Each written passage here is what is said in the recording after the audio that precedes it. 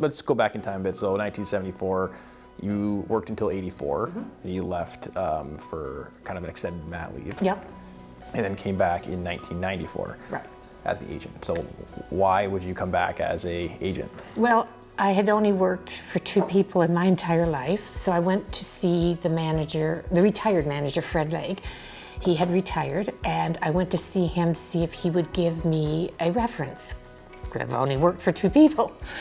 And what he did was he picked up the phone and called the existing manager, which was Keith Hallberg at the time, and said, because I had worked with Keith for a few years before I retired, and he called Keith, and Keith says, we have an opening for an agent if she wants it, and I said yes, and that was it.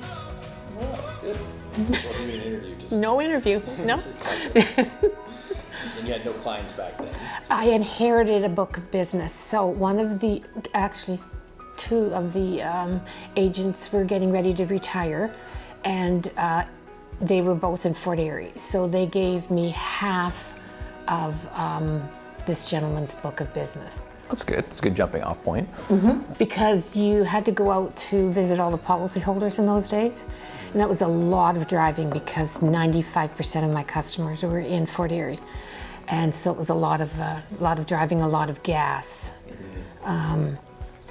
So back in 94, all policyholders typically wanted to be seen in person because... We were required. Oh, you're required, We were required. You had to go out and see them. Right. And write up the policy, have a look at the risk. There was no cell phones, so no, you just went out and visited the customer at their kitchen table, which was a really great way to meet people. And the kids would be in the kitchen table there, and over the years, those children grew up and came back to me for car insurance, house insurance. Wow, so like 2 generations. And you gave them candy, is that right? Just a couple, not many.